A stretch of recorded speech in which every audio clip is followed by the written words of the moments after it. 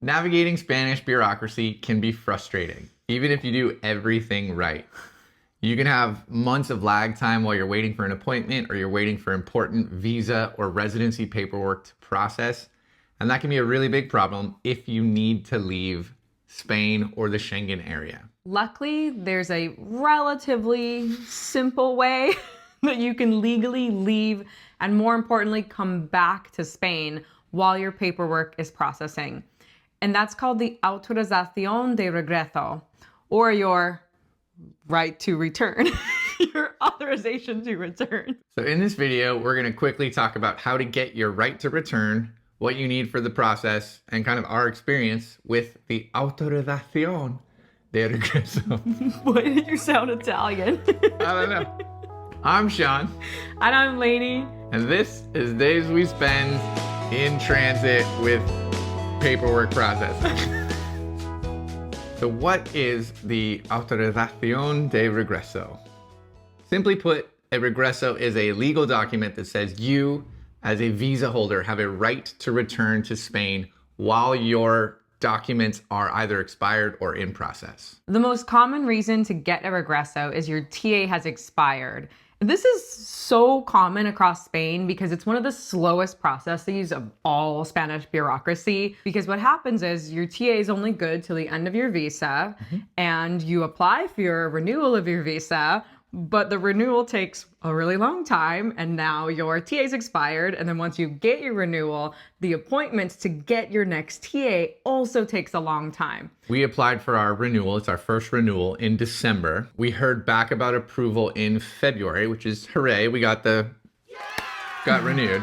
We just made our TA appointment, but the first date they had available was May 20th. And then it might take 3 weeks to get our physical card. Oh, so probably longer. Yeah, potentially 6 months of not having valid paperwork if we had a family emergency or we had plans to leave the EU. That's a really long time, but luckily the Regreso is here to save the day. So luckily getting the actual regreso it's not difficult. It's just really tricky, like every kind of Spanish bureaucracy. It's just having the right papers and the correct appointments. We need a t-shirt that says, Spain, not difficult, just a little tricky.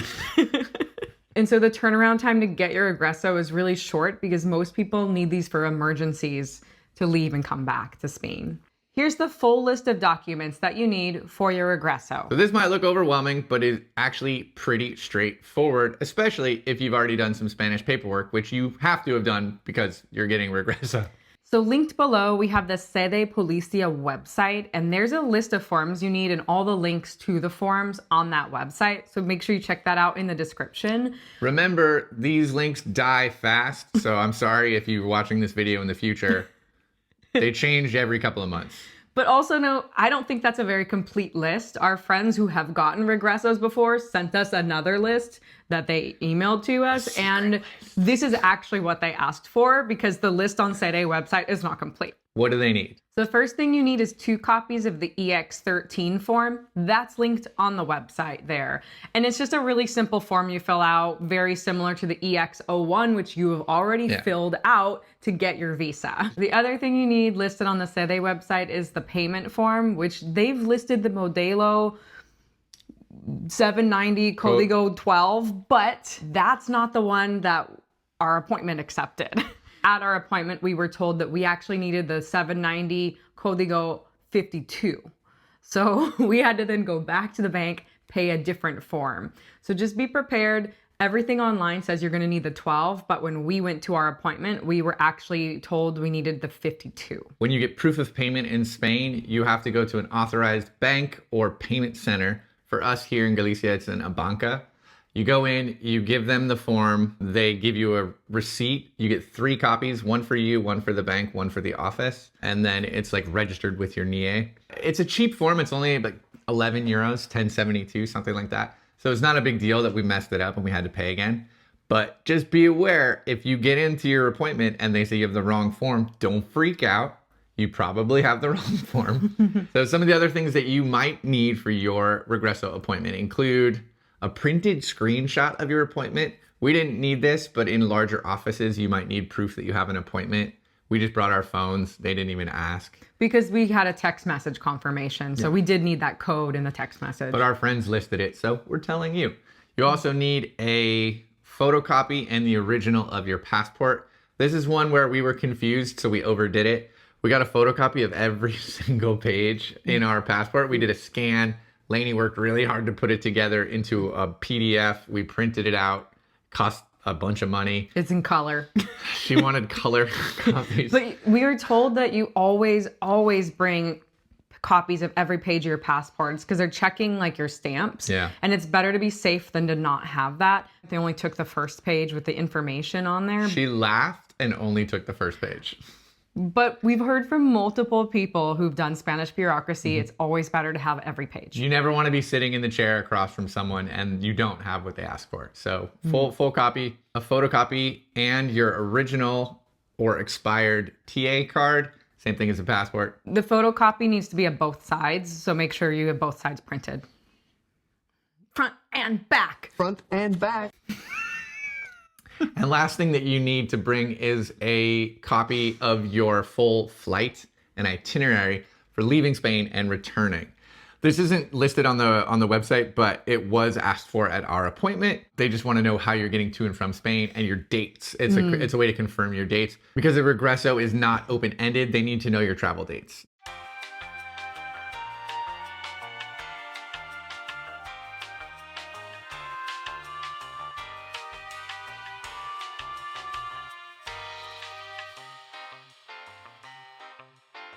So once you have all your forms and the payment and everything, you need to make an appointment for the actual Regreso. Some places I know do online appointments, but in Galicia, we were told to just make a phone call. So that's what we did.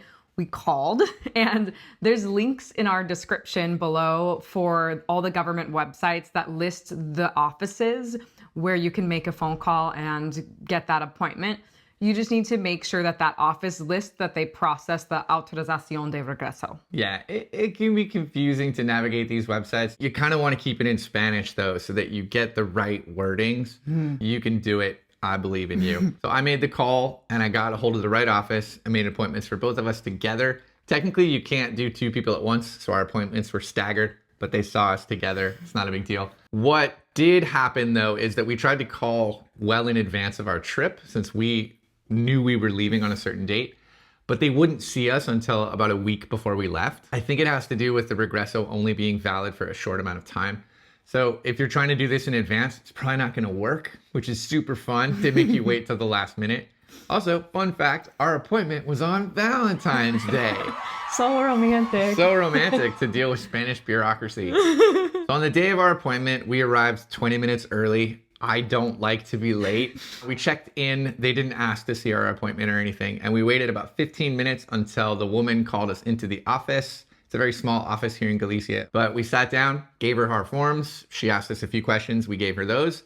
And then she was like, way to go. Okay, well, Shawn's simplifying this. First off, it was Valentine's when the day after Carnival ended, which was Fat Tuesday. Yeah, like here. the office was closed for like a week. It was everyone partying on Tuesday night, which means that we heard that everyone's much nicer to you if you bring chocolates. So with the excuse that it's Valentine's Day and this is the day after Carnival ends in Troito, we brought a box of like pretty nice chocolates. They were like $4 chocolates. They were They were medium nice chocolates. But they were so floored and happy, and we think that they were just immediately so much nicer to us, especially about the payment form. Essentially, it was just we were paying the wrong office, so we had to pay the correct office. Yeah.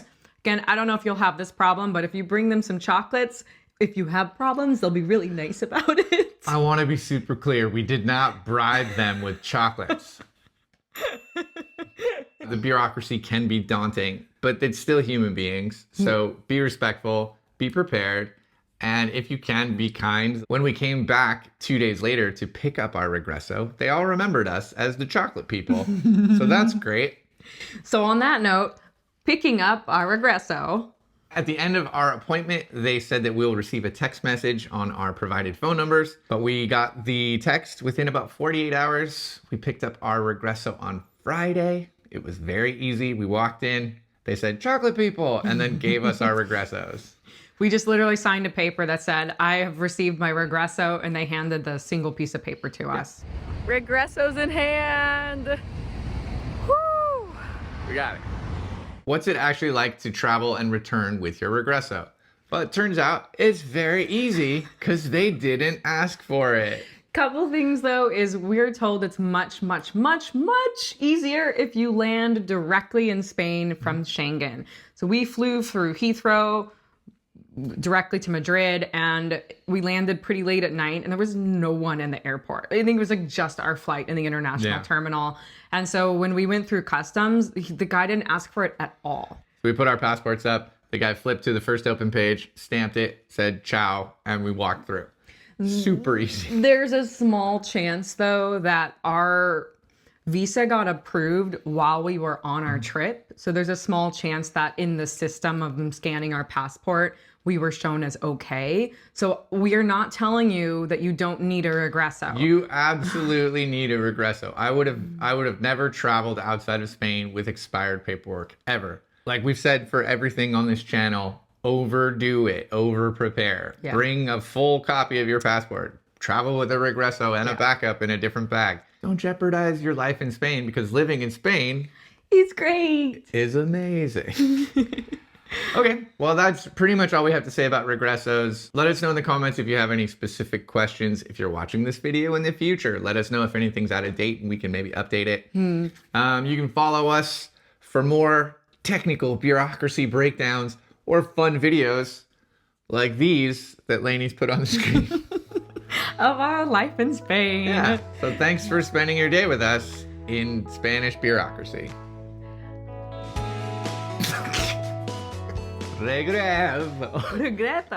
But I'm doing it Italian. Regreso. Autorización.